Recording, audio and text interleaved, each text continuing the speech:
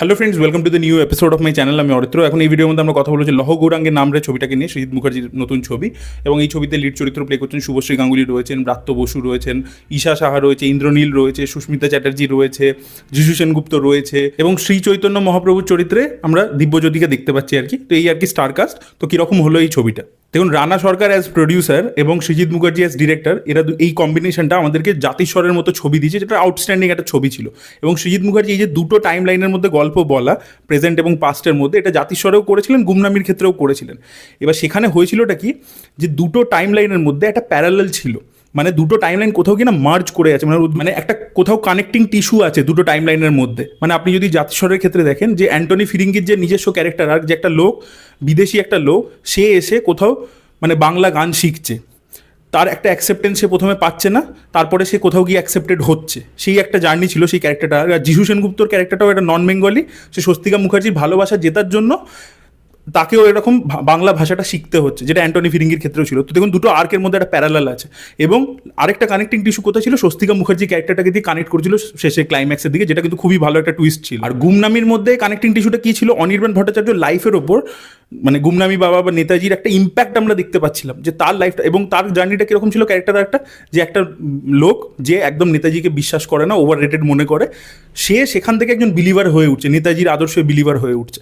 Anirban Bhattacharya against the tide গিয়ে একটা research করছে। তো কোথাও দেখুন ক্যারেক্টার আর্ক আর কি, মানে আগেনস্ট দ্য টাইড যাওয়ার যে আর্কটা, সেটা নেতাজির মধ্যেও আছে, সেটা অনির্বাণ ভট্টাচার্য চরিত্রটার মধ্যে হচ্ছে। প্রবলেম হয়েছে কি, এই তিনটে টাইম লাইনের মধ্যে কোনো কানেক্টিং টিস্যু নেই। মানে যদি মানে খুব আপনি ডিটেলে ঢুকে দেখেন যে হ্যাঁ, চৈতন্য মহাপ্রভুর পিছনে কিছু লোকে মিলে কনস্পিরেসি করেছে, তাকে নিতে পারছে না, আউটসাইডারকে অ্যাকসেপ্ট করতে পারছে না পুরীর মতো জায়গায়, তাহলে আপনি হয়তো নটি বিনোদিনীর ক্ষেত্রে একটা প্যারালাল খুঁজে পাবেন, যে নটি বিনোদিনীকে কোথাও একটা যে থিয়েটারের যারা লোকেরা রয়েছে, তারা মানে পছন্দ করছে না যে একটা বাইরে থেকে মেয়ে এসে সে স্টার হয়ে যাবে, তার নামে একটা থিয়েটার খুলবে, এটা অ্যাকসেপ্ট করতে পারছে না, তো পিছনে কনস্পিরেসি করছে।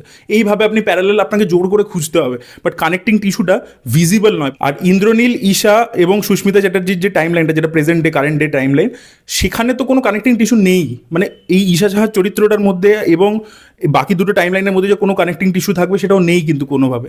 তো অ্যাকচুয়ালি এই জিনিসগুলো মানে ভালো করে কানেকশনটা হয়নি তিনটে টাইম লাইনের মধ্যে। এবং আপনি ছবিটা দেখার পরবর্তীতে আপনার মাথায় প্রথম কোয়েশ্চেনটা এটাই আসবে, যে বিনোদিনীর টাইম লাইনটার প্রয়োজনটা কী ছিল? ওটা তো একটা স্ট্যান্ড অ্যালোন গল্প, তাহলে এই গল্পের মধ্যে ওটাকে ঢোকানো হয়েছে কেন? তো আমার যেটা ছবিটা দেখে মনে হয়েছে, ডিরেক্টর বুঝে গেছেন যে ভাই, আমি বাংলা সিনেমার বাজেটের একটা রেস্ট্রিকশন আছে, তো তাই জন্য আমি কিছু জিনিস ভিজুয়ালি দেখাতে পারবো না, মানে অ্যাকচুয়ালি যে চৈতন্য মহাপ্রভুর যে টাইম পিরিয়ডটা, সেটাকে এক্স্যাক্টলি ক্রিয়েট করে ওই গ্র্যান্ডার দিয়ে আমি দেখাতে পারবো না। তো আমি কি করবো, একটা মাঝে টাইম লাইন নিয়ে আসি, বিনোদিনী দাসীর যে টাইম লাইনটা, এবং সেখানে যে ঘটনাগুলো আমি ভিজুয়ালি ওখানে দেখাতে পাচ্ছি না গ্র্যান্ডারের কারণে, বাজেটের কারণে, সেটা আমি কি করবো, স্টেজে ফেলে দেখাবো। তাই জন্য এখানে কি হয়েছে, যেখানে যেখানে এই চৈতন্য অন্তর্ধান রহস্য নিয়ে যে মাল্টিপল থিওরিজগুলো রয়েছে, নয় কোনো থিওরি স্টেজের ওপর এনাক্ট করছে শুভশ্রী গাঙ্গুলির চরিত্রটা বিনোদিনী দাসীর টাইম লাইনে, আর কোনোটা ঈশা সাহা ভার্বালি বলে দিচ্ছে। মানে জাস্ট ভাবুন, গুমনামি ছবিটা জাস্ট ইমাজিন করুন, যে অনির্বাণ ভট্টাচার্য টাইম লাইনটাই আমরা খালি দেখতে পাচ্ছি অনির্বাণই পুরো ছবিটা মুখে মুখে বলছে, বা ওই যে স্টেজে অনির্বাণ দাঁড়িয়ে বলছে, সেখানে পাশে ধরুন কেউ একটা এনাক্ট করছে। আর গুমনামি যে বুম্বাদার যে টাইম লাইনটা পুরো দেখতে পাচ্ছি, যে ভিজুয়ালি আমরা যা যা প্লেন ক্র্যাশ ইত্যাদি দেখতে পাচ্ছি, সেটা ধরুন নেই ছবিতে, তাহলে যে ছবিটা দাঁড়াবে সেটা হচ্ছে লৌহ গৌরাঙ্গের নামটা। অ্যাকচুয়াল শ্রী চৈতন্য মহাপ্রভুর যে টাইম লাইনটা যতটা দেখানো হয়েছে, সেখানে বাজেট বাঁচাতে গিয়ে জিনিসটা এত বেশি ভিজুয়ালি মোনোটোনাস হয়ে গেছে। একটাই সেট, সেই সেটেই যিশু সেনগুপ্ত যাচ্ছে, সেই সেটেই আমরা দিব্যজ্যোতিকেও দেখতে পাচ্ছি, তারপরে সেই সেটের মধ্যেই আবার শুভশ্রী এবং আমাদের ব্রাত্য বসু আসছে, তো সব একই জায়গায়, একই লোকেশন, সবই ঘরের মধ্যে। এবং এই যে মিস্ট্রিটা, আমি সব বাদ দিচ্ছি, যে মিস্ট্রির যে ব্যাপারটা, সেটা যতটা টিজার বা ট্রেলারে দেখেছিলেন, ততটাই সিনেমার মধ্যেও রয়েছে। যেহেতু ওই ভার্বালি বলে দিচ্ছে, ভিজুয়ালি কিছু দেখাচ্ছে না, তাই জন্য কোনো ইম্প্যাক্ট নেই। ওই থিওরিগুলো যে সামনে, তার যে মিস্ট্রি, তার যে সাসপেন্স, সেগুলো কিছুই ওয়ার্ক করে না। আর ছবি জুড়ে এই যে ক্রিয়েটিভ চয়েসেসগুলো করেছে না ডিরেক্টর, সেগুলো ছবিটাকে দেখার সময় বোরিং বানাচ্ছে। যেরকম ধরুন একটা বললাম, এই যে বিনোদিনী টাইম লাইনটা ঢুকিয়েছে, সেটা দিয়ে উনি ভাবছেন কি, যে আমি স্টেজে করে করে আমি ব্যাপারটাকে মেকআপ করে দেবো, কিন্তু তাতে প্রবলেমটা কী হচ্ছে, আমরা কোনো ভিজুয়ালি কিছু দেখতে পাচ্ছি না, টেনশন ফিল করছি না। আর তিনটে টাইম লাইন হয়ে যাওয়ার জন্য, ওভার ক্রাউডেড যেহেতু, ওভার স্টাফড হয়ে গেছে, কোনো ক্যারেক্টারের সাথে আমরা জুড়তে পারি না। ছবিটা অ্যাকচুয়ালি ইমোশনালি প্রচণ্ড ইনার্ট, কোনো জায়গাতেই একটারা পারফরমেন্স ভালো দিচ্ছে, কিন্তু আপনি এই যে ধরুন কারেন্ট যে টাইম লাইনটা ঈশা এবং ইন্দ্রনীলে, ওইখানে তো ক্যারেক্টারগুলো একেবারে ইমোশনালি ইনার্ট, যা হচ্ছে ওদের লাইফের মধ্যে আপনার মনে হচ্ছে কেন দেখছি এটা। না চৈতন্য মহাপ্রভু টাইম লাইনটা ভালো করে দেখাতে পারছে, না শুভশ্রী গাঙ্গুলি যে টাইম লাইনটা, মানে বিনোদিনী দাসী টাইম লাইনটা, সেটাও ভালো করে আসছে উঠে, না প্রেজেন্টটা আসছে। ওভার ক্লাটার্ড হয়ে গেছে। যে ক্রিয়েটিভ চয়েসটা নেওয়া হয়েছিল হচ্ছে ছবিটাকে বাজেট ফ্রেন্ডলি বানাবার জন্য, সেটা এবার স্টোরি টেলিংকে কম্প্রোমাইজ করে দিচ্ছে। তারপরে দেখুন বাজেট বাঁচানোর জন্য কি করা হয়েছে, যে থিয়েটারে রিহার্সাল হচ্ছে সেইখানে স্টেজের মধ্যে দিয়ে অনেকটা দেখিয়ে দিয়েছে আপনাদেরকে, যেটা প্রথমেই বললাম যে বিনোদিনী দাসীর টাইমলাইনটার মধ্যে দিয়ে মেজর ঘটনাগুলো স্টেজের মধ্যেই মঞ্চস্থ হচ্ছে, সেটাই দেখিয়ে দিয়েছে। এবার তাতে হচ্ছে কি একটাই থিয়েটারের সেট, সেখানেই হচ্ছে সব কিছু এনঅ্যাক্ট হচ্ছে, এবার ভিজুয়াল মোনোটোনাস হয়ে যাচ্ছে তো ব্যাপারটা। এবং তার উপরে সৃজিত মুখার্জি করেছেন কি, যে জিনিসটাকে এরকম ফিল্টার লাগিয়ে হেজি টাইপের করে দিচ্ছেন, বা সেটা উনি একটা ব্যাখ্যা দিচ্ছেন, বা টিজার লেভেলে যখন আমি রিভিউ করছিলাম আমি ওটা ব্রেকডাউন করে সেম ব্যাখ্যাই বলেছিলাম, কিন্তু সেটা দেখবার সময় আমার জন্য ক্লাটার তৈরি করছে। চৈতন্য মহাপ্রভুর টাইমলাইনটা এতটা বেশি ব্লাডি, বোঝাই যাচ্ছে না কিছু জায়গায়, এবং সেটা অ্যাকচুয়ালি ছবিটা দেখবার সময় খারাপ লাগছে, মানে ভাল লাগছে না। এবং জেনারেল অডিয়েন্স যে ওই থিওরিটা বুঝতে পারছে না অতটা ক্লিয়ারলি, বা ধরুন যে ইন্টারভিউটাতে সৃজিত মুখার্জির ব্যাখ্যাটা শোনেনি, সে তো আরোই বুঝতে পারছে না। আমি পাশে দেখছি স্টার থিয়েটারে, লোকে বুঝতে পারছে, লোকে বলছে এত ব্লাডি কেন, কি হয়েছে। আর আমাদের এখানে সিঙ্গেল স্ক্রিনের পর্দা তো আর অত বেশি ক্ল্যারিটি থাকে না, তো সেখানে আরও বেশি প্রবলেম হচ্ছে ছবিটা দেখতে। তো এই জিনিসটা পোস্ট প্রোডাকশনে করা উচিত ছিল, ফিল্টার ব্যবহার করে যেহেতু অ্যাকচুয়ালি শ্যুট করবার সময় করেছে, ওটা আরও বেশি দেখতে ওরকম ব্লাডি লাগছে, যেটা প্রচণ্ড ভিজুয়ালি জিনিসটাকে ক্লাটারিং বানাচ্ছে জেনারেল অডিয়েন্সের জন্য আরও বেশি করে। ছবিটা যেটা আমি বললাম যে ইমোশনালি প্রচণ্ড ইনার্ট। আর কিছু কিছু ক্রিয়েটিভ চয়েসেস আরও আগে আমি বলছি, ধরুন একটা টেকনিক আছে সৃজিত মুখার্জি নিজেই নিজের ছবিতে আগে করেছেন বহু বছর আগে, যে ধরুন একটা লোক একটা ক্যারেক্টারের সাথে মানে ফোনে কথা বলছে, এবার ওকেও আমরা ওইখানেই দেখতে পাচ্ছি সেটের মধ্যে। এবার এই জিনিসপত্র উনি আগে ব্যবহার করছেন, কিন্তু যেখানে প্রয়োজন আছে সেখানে ব্যবহার করেন। সুস্মিতা চ্যাটার্জি ক্যারেক্টারটাকে এই যে পুরীর সিনগুলোতে নিয়ে আসা হয়েছে, কোনো প্রয়োজন নেই, কিছু অ্যাড করছে না সিনটার মধ্যে, জাস্ট ক্যারেক্টারটা রয়েছে, থাকতে হবে, একটা স্টারকাস্টকে নেওয়া হয়েছে, সে রয়েছে, আর কোনো কারণ নেই। ওটা কী দরকার ছিল, কোনো প্রয়োজন নেই।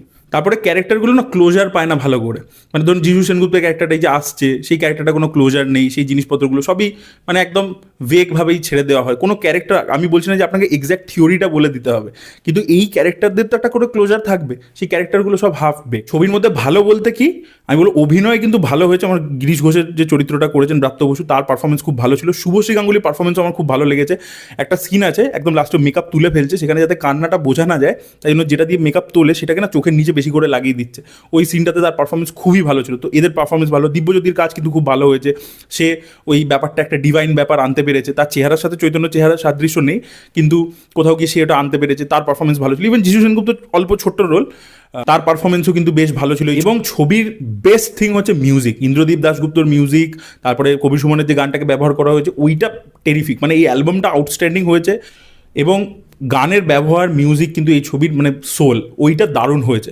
তো গান ভালো, অভিনয় ভালো, ছবির কনসেপ্ট খুব ভালো, কিন্তু প্রবলেম হচ্ছে এই যে সাবজেক্টটা যে পোটেনশিয়ালে পৌঁছাতে পারতো সেটা পৌঁছায়নি এই ওভার কমপ্লেক্স করতে গিয়ে জিনিসটাকে, এবং বাজেট বাঁচাতে গিয়ে, মানে বাজেটটাকে বাঁচাতে গিয়ে ভেবেছে যে ক্রিয়েটিভলি এই জিনিসগুলো করবো, সেই ক্রিয়েটিভ চয়েসেসগুলো ছবিটাকে দেখবার সময় একটা স্টোরি টেলিংয়ের মধ্যে হার্ডেল হয়ে দাঁড়াচ্ছে। ওই জন্য যেহেতু ড্রামা ওয়ার্ক করছে না বা ইমোশন ওয়ার্ক করছে না, ছবিটা আপনাকে বোর করতে শুরু করবে। ছবিটা রান টাইম বেশি বড় নয়, কিন্তু ছবিটা আপনি যখন দেখবেন আপনার মনে হবে যে ভাই কতক্ষণ ধরে চলছে। আমার মাঝে মাঝে আমি টাইম দেখছিলাম যে কতক্ষণ ধরে চলছে ছবিটা, তবে বুঝলাম যে এত বোরিং লাগছে ছবিটা।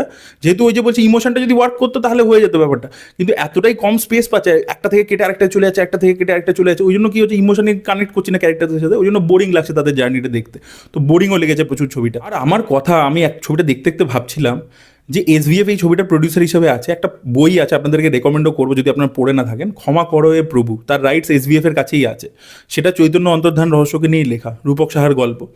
তো সেই বইটার অ্যাডাপ্টেশন যদি সৃজিত মুখার্জি করতো, সুপারহিট ছবি ছিল। থ্রিলার জোনের মধ্যেও ছবিটা ছিল, দুটো টাইম লাইনের গল্প ছিল, জাতিস্বর 2 নাম দিয়ে তারা সেলও করতে পারতো, এবং ওখানে রিইনকার্নেশনের ব্যাপার ছিল, এবং ওইটা একদম পারফেক্ট একটা ছবি হতো। তো ওই বইটা অলরেডি তাদের কাছে রাইটস রয়েছে, তারা কেন বানাচ্ছে না? এবং সৃজিত মুখার্জি যেখানে থ্রিলার ভালো বানাতে পারে। কদিন আগে রানা সরকার একটা ছবি পোস্ট করেছিলেন, ওখানে উনি অনেকগুলো বই দিয়েছেন যেখান থেকে ওনারা রিসার্চ ইত্যাদি করেছেন, তার মধ্যে একটা বই ছিল যে, তো সেখানে কাহা গেলে তোমাকে পাই বলে একটা মানে বইয়ের আর কি ছবি ছিল।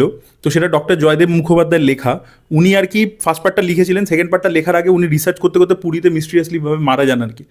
সেই গল্পটার অ্যাডাপ্টেশন করতে পারতো, ওইগুলো আপনারা পড়ে দেখবেন কি থ্রিলিংস, মানে বই, মানে পুরো পাতা মানে পেজ টানার মারাত্মক মানে বইগুলো। সেই বইগুলো অ্যাডাপ্টেশন না করে এই গল্পটাকে নিয়ে যেটা বানানো হয়েছে সেটা প্রচণ্ড বোরিং হয়েছে, এবং মানে বেশি এক্সপেরিমেন্টাল করতে গেছে।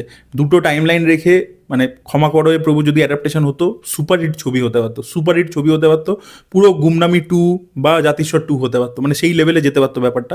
সেটা জাস্ট গেলই না। আমি ছবিটা দেখে অ্যাকচুয়ালি খুবই ডিসঅ্যাপয়েন্টেড হয়েছি। তো আপনারা যদি দেখেছেন ছবিটা, আপনাদের কি ওপিনিয়ন অবশ্যই কমেন্টে লিখে জানাবেন। এই ভিডিওটা ভালো লেগে থাকলে লাইক করুন, শেয়ার করুন, চ্যানেলকে সাবস্ক্রাইব করতে ভুলবেন না।